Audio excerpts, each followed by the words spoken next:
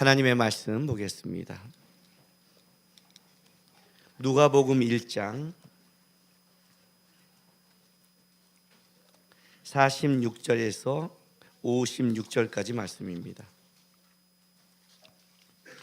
우리 한 절씩 교독하겠습니다. 마리아가 이르되 내 영혼이 주를 찬양하며 그의 여종의 비천함을 돌보셨습니다. 보라, 이제 후로는 만세의 날을 복이 있다 일컬이로다.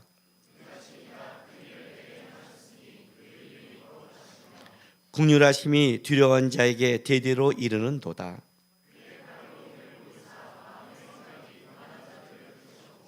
권세 있는 자를 그 위에서 내리치셨으며 비천한 자를 높이셨고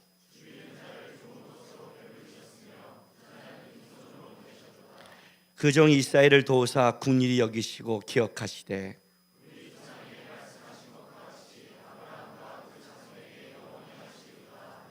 같이 있습니다. 마리아가 석 달쯤 함께 있다가 집으로 돌아가니라. 아멘. 구약에 비견되는 구약에 한나의 찬송이 있다면 신약에는 마리아의 찬송이 있는 양대 쌍벽을 이루고 있는 찬양입니다. 우리 이 찬양, 마리아의 찬양 우리 알고 있죠? 우리 한번 찬양해 볼까요? 오늘 그 예배 시작하는데 우리 소진영 예배인도자가 이렇게 말하는 거예요. 우리 오늘 찬양대가 지금 칸타타 하니까 시간이 굉장히 많이 잡잖아요. 그러니까 설교 시간이 줄어들잖아요. 다음에는 예배팀이 안 쓰고 목사님이 곧장 올라가면 어떨까요? 그래서 내가 아니, 예배는 너의 얼굴로부터 시작해야 사람들이 기쁨이 있어. 내 얼굴로 시작하면 안 돼. 그리고 너 왜 두 곡 하니? 나 세 곡 하잖아. 아니, 설교를 길게 하려고. 아니지, 너는 할 걸 해야지. 설교는 내가 조절하는 거지. 첫 번째 곡이 길어요. 봤더니 4분이 일찍 끝났어요. 보통 때보다. 분명히 좀 짧게 한 건 맞아요. 그런데 오늘 또 설교하자마자 찬양을 하니까 야, 오늘 목사님 완전히 그냥 넘어가시네 할지 모르겠지만 이 찬양 우리 모두 좀 불러야 됩니다. 오늘 찬양으로 좀 넘어가고, 뭐 여러분이 설교 듣는다고 또 여러분이 또 뭐 순종도 하는 것도 아니고 솔직히 뭐 좀 부담스러운 뭐 한 귀로 흘려버리고 그냥 찬양으로 불러야 마음이 부드러워지니까. 우리 마리아의 찬송 아시죠? 내 영이 주 찬양하며 하나님 내 주를 기뻐함은 능하신 이가 큰 일을 행하시니. 이 찬양, 우리 마리아 찬양, 마리아가 찬양하듯이 여러분 오늘 마리아가 된 것처럼 한번 다 같이 찬양하겠습니다.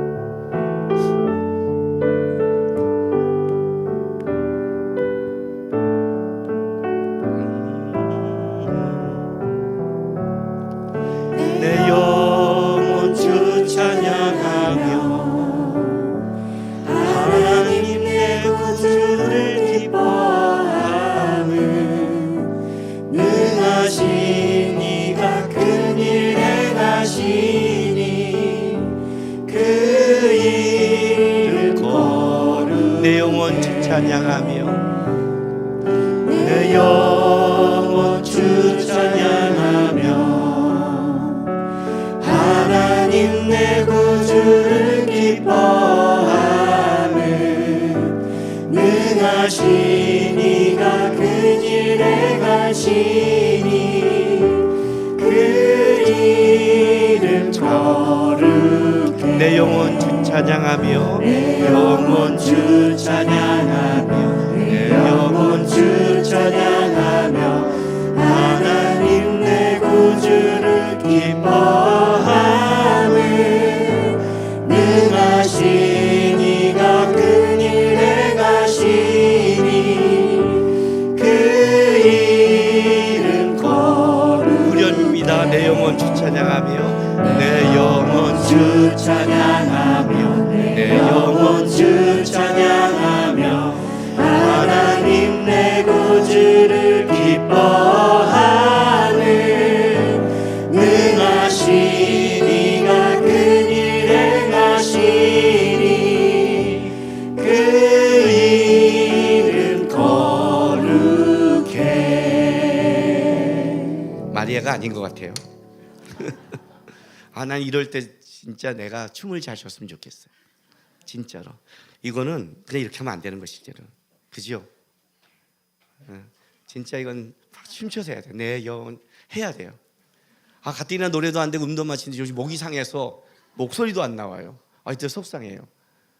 근데 이렇게 나오는 사람들이 안 하면 패주고 싶어요 막.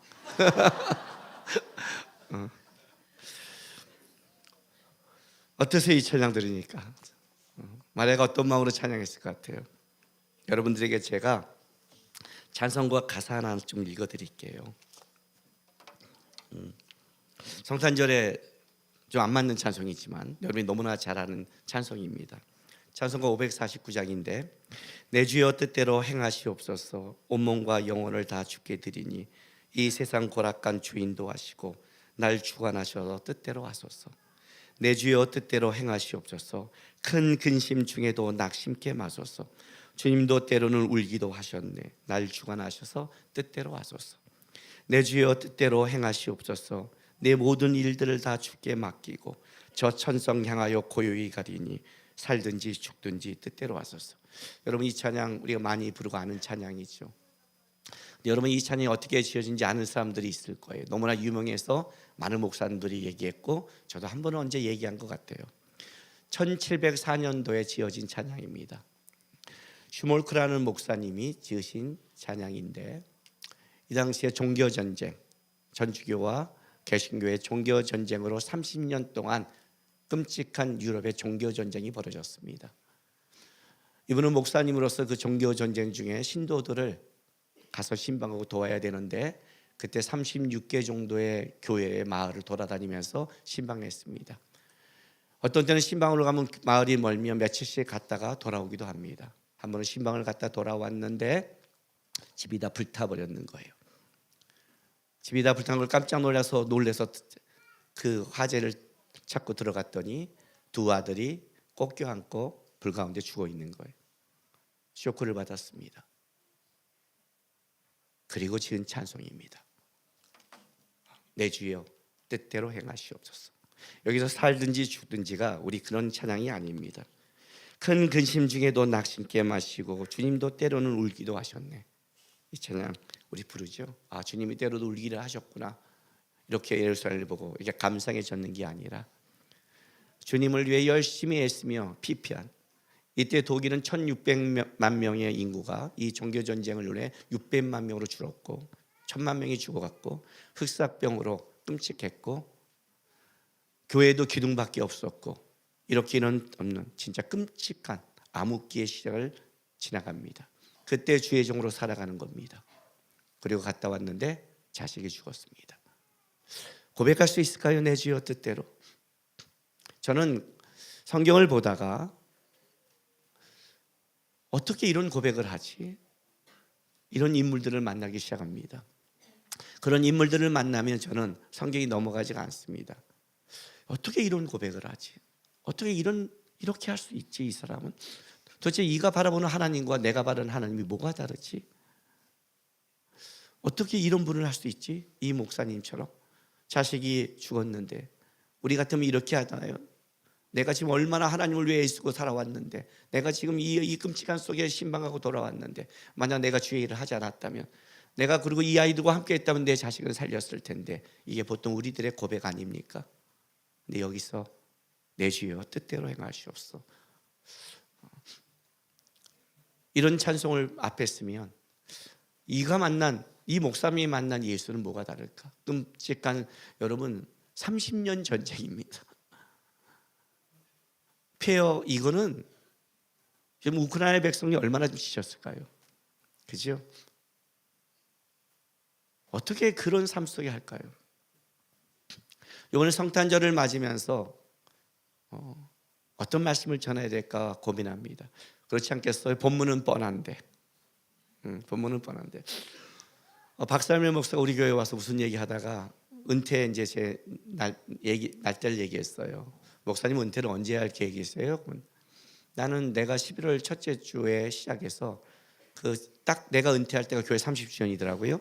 내가 딱 11월 첫째 주에 은퇴하려고 딱 맞게 34년 딱 교회 주님교회 하고 그랬더니 법적으로는 12월 달까지인데 11월 법적으로는 12월 말까지 하는 거예요.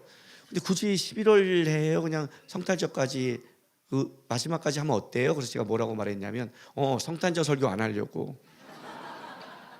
그때까지 34년 했어. 같은 이 본문은 한 몇 장밖에 안 되는데 34번을 뽑아내는 게 얼마나 어려운지 알아. 내가 왜 35번을 성탄절 그렇게 보내야 돼? 나 편하게 보내려고 다음 목사한테 넘기려고. 성탄절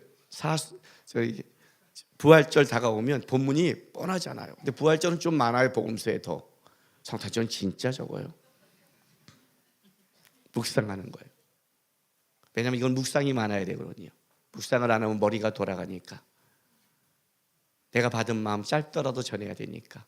오늘 이번에 나에게 주신 하나님의 묵상의 말씀은 마리아의 장가입니다. 왜냐하면 맨 처음 성탄절을 맞이한 사람입니다. 우리는 성탄절의 의미를 압니다.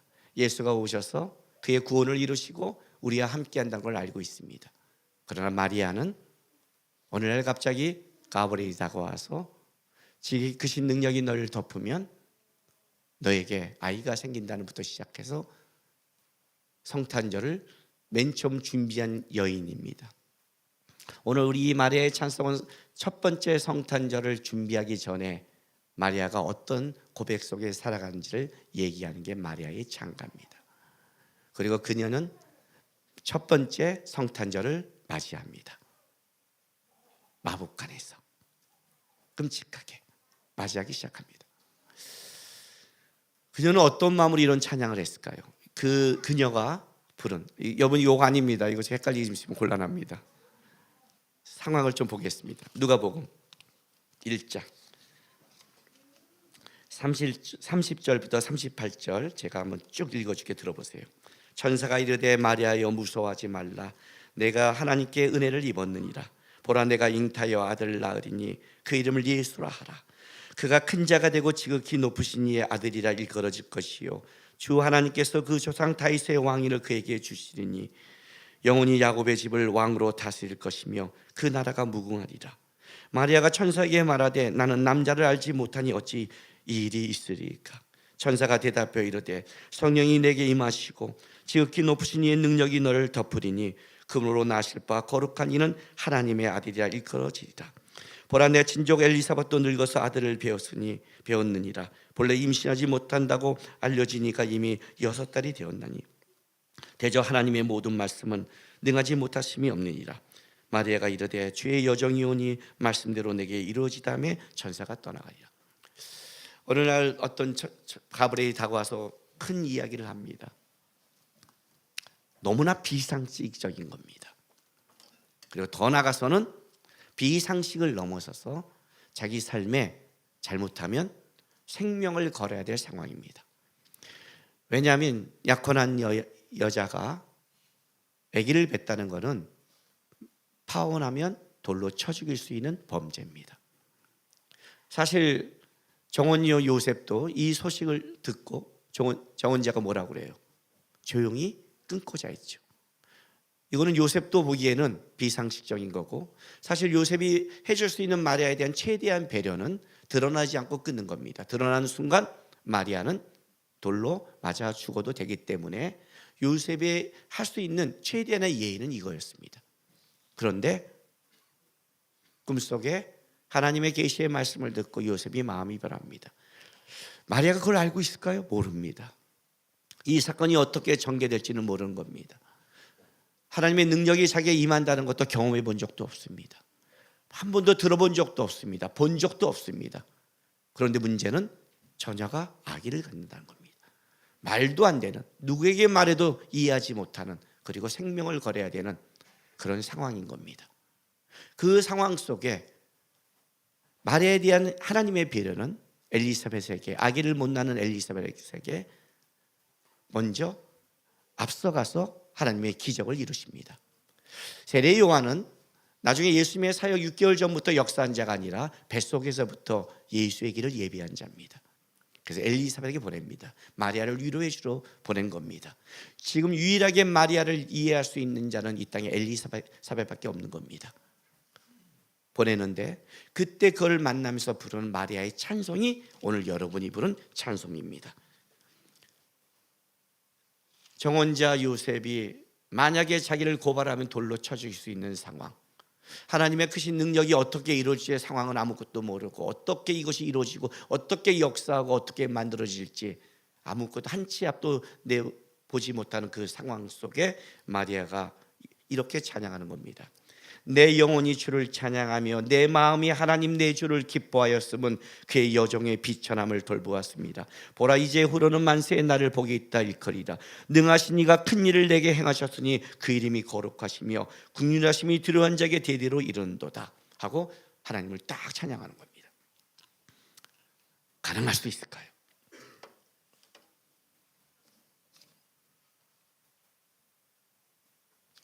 한 번 더 찬양할까요? 마리아가 진짜 된 것처럼. 여러분의 삶이 오늘 어떤지 모르겠습니다. 여기 우울한 사람도 있고 지친 사람도 있고 졸린 사람이 있을지 모르겠습니다. 그러나 마리아를 좀 생각했으면 좋겠습니다. 내 주여 내 뜻으로 하는 그 목사님을 좀 생각했으면 좋겠습니다. 이게 그 찬양인 겁니다. 우리의 삶이 마리아보다 끔찍하지 않을 겁니다. 여러분의 삶에 일어나는 비상시적인 것이 마리아처럼 이렇게 일어나지는 않았을 겁니다. 한 치 앞도 못 본다는 것이 이런 겁니다. 근데 이 찬양을 드리는 겁니다. 나는 우리 이 다음에 천국 가서 마리아 보는데 마리아 봤을 때 너 이리 좀 와 하지 않게 우리 이 찬양 한번 내가 마리아가 돼서 하나님 지금 내 삶이 어떠하든지 내 영혼이 주 찬양하겠습니다 하는 마음으로 한 번 더 찬양하겠습니다.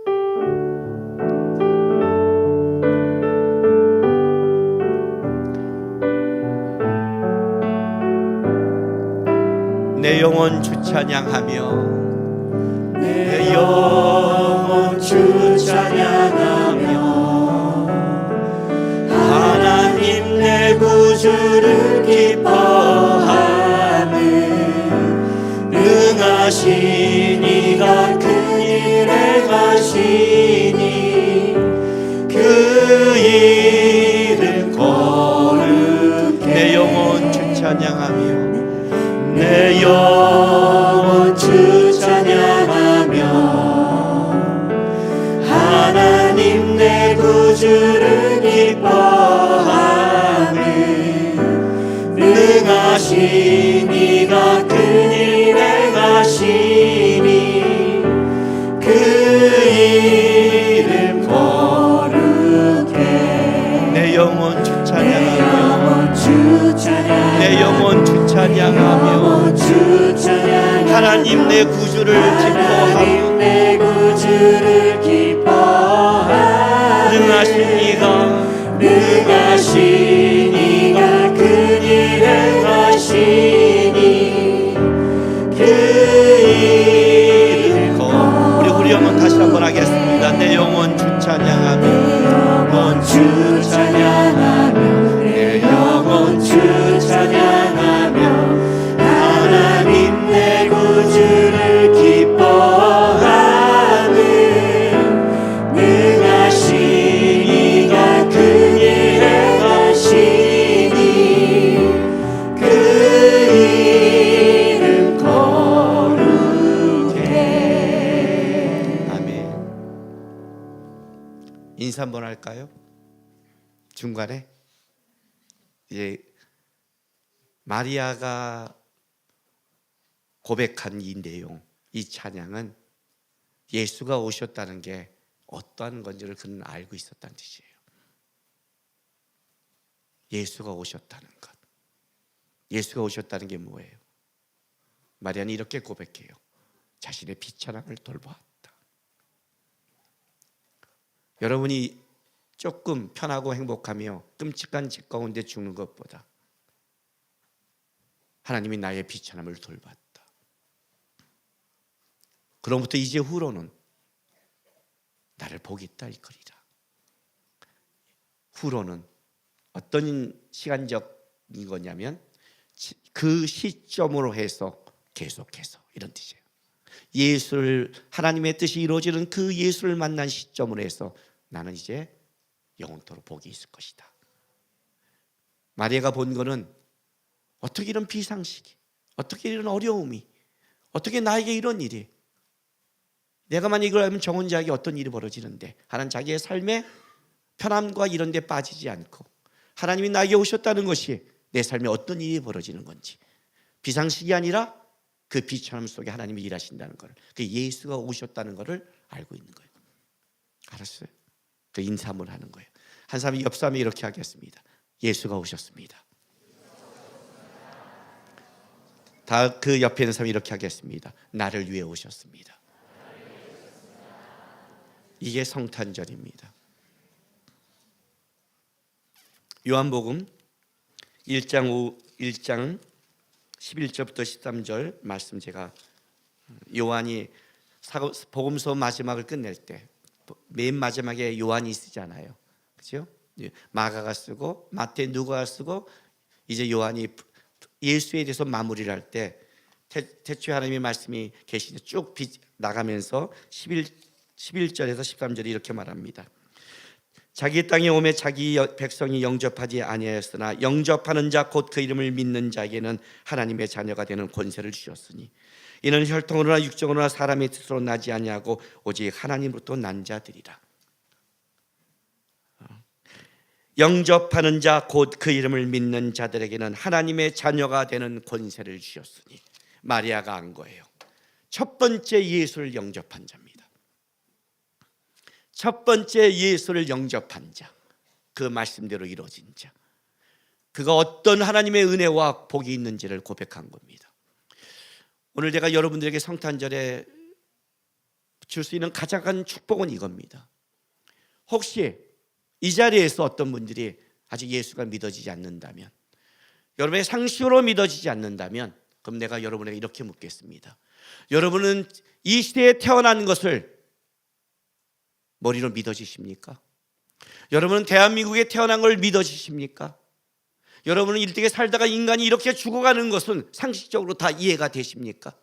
내가 왜 이 땅에 태어났고 이 시점에 태어났고 이렇게 살아가는 것을 도대체 여기서 이해하는 사람이 누굽니까? 당신이 이해한다는 게 도대체 뭡니까? 우크라이나의 백성들이 지금 전쟁터에 죽어간 걸 이해하고 있습니까? 팔레스타인과 이스라엘의 전쟁을 이해하십니까?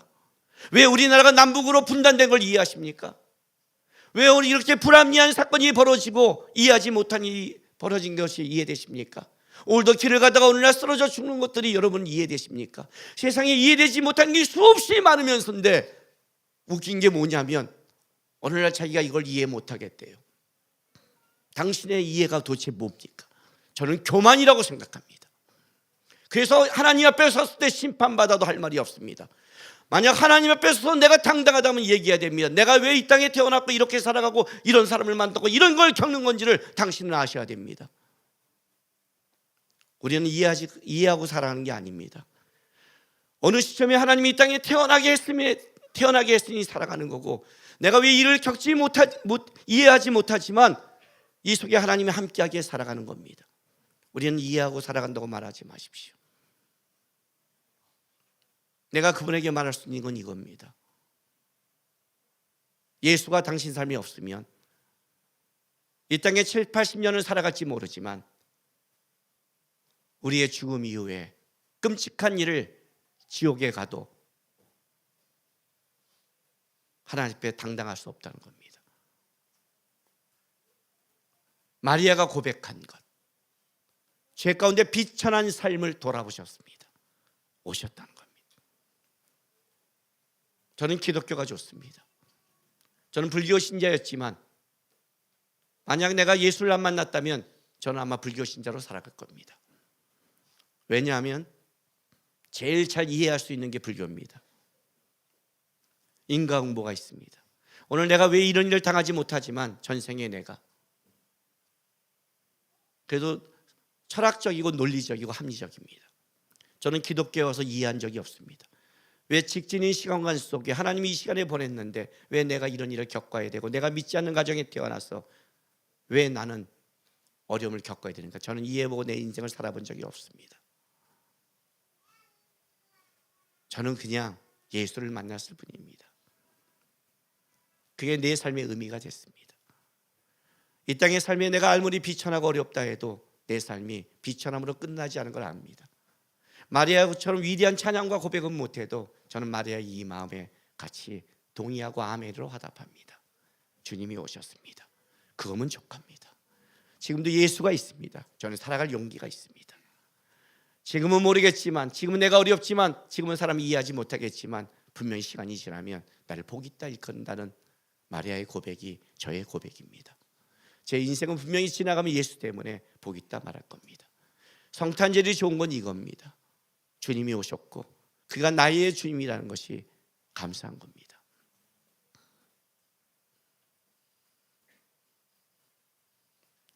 어떻게 성탄절을 맞으십니까?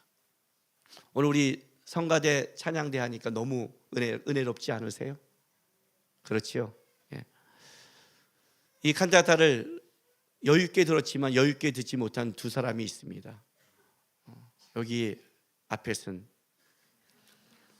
은우와 라미 엄마는 지금 내가 이렇게 맨 앞에 예배를 드린 걸 처음 봤습니다.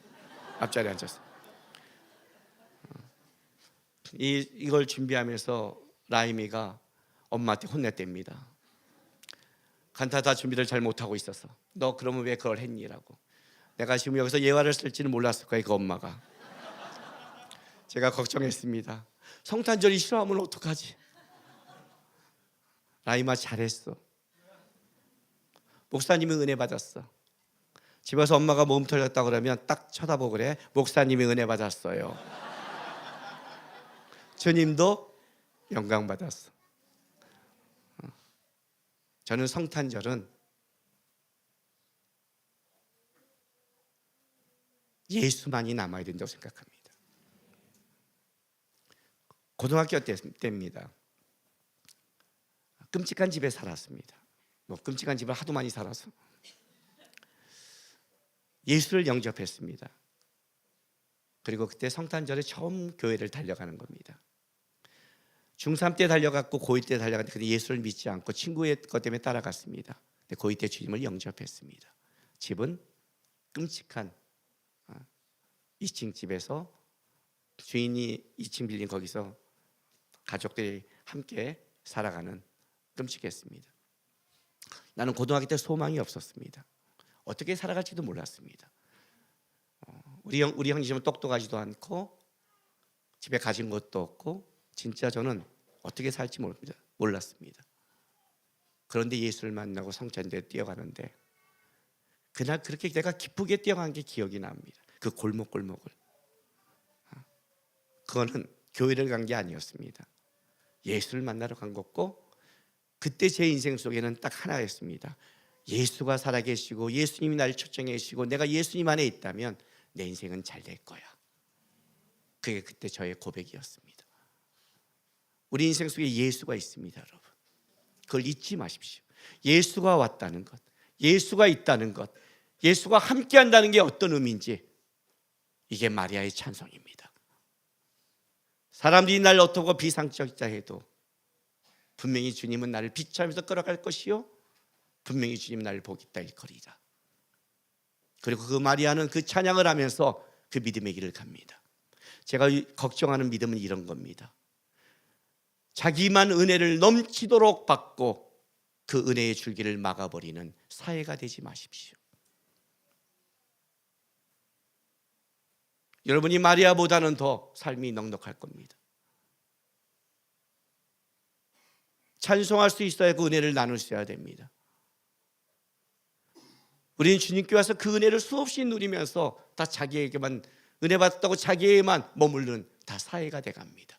그럼 썩습니다. 은혜의 물줄기는 마리아처럼 흘려보내야 됩니다.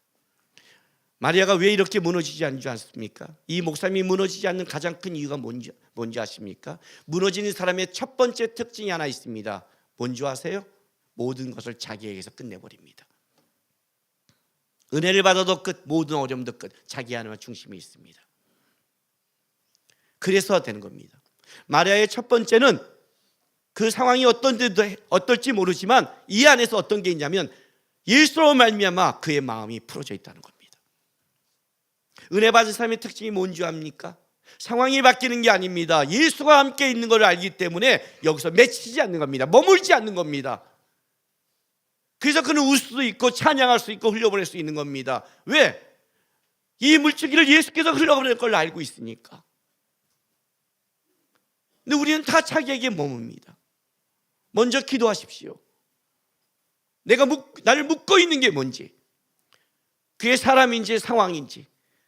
사람인데 내가 푼다 해서 그 사람과 같이 해결되지 않는 사람도 있습니다. 사람의 관계는 내가 푼다고 저쪽이 풀지 못할 수도 있습니다. 그러나 내가 풀리면 적어도 미움과 끔찍함과 비참함과 자기에게 묶여서 죽지 않습니다. 내가 풀리면 적어도 기도할 수 있습니다. 내가 풀리면 적어도 위로할 수 있습니다. 내가 풀리면 적어도 마리아처럼 하나님의 은혜를 그래도 보일 수 있고 통로가 될 수 있습니다. 내 안에 풀려야 됩니다. 예수가 오셨는데 예수가 여기서 맺혀서 죽어버리면 어떡합니까? 예수가 오셨지 않습니까? 예수님 때문에 마리아가 찬송한 것처럼 내가 예수님 때문에 기도해 줄 수 있고, 예수님 때문에 이해해 줄 수 있고, 예수님 때문에 버틸 수 있고, 예수님 때문에 그 길을 갈 수 있는 게, 그게 예수가 오신 이유인 겁니다. 그게 성탄절입니다. 주님이 오셨습니다. 그래서 나는 찬송할 수 있고 기도할 수 있고 맺히지 않고 풀 수 있고 다가갈 수 있고 화해할 수 있고 살아갈 수 있는 게 예수가 오셨습니다. 성탄절입니다. 여러분의 예수입니다. 예배에 돌아가셔서 마리아처럼 찬송할 수는 없지만 주님, 내 삶에 오셨습니다. 분명히 만드실 겁니다. 저는 믿습니다. 그래서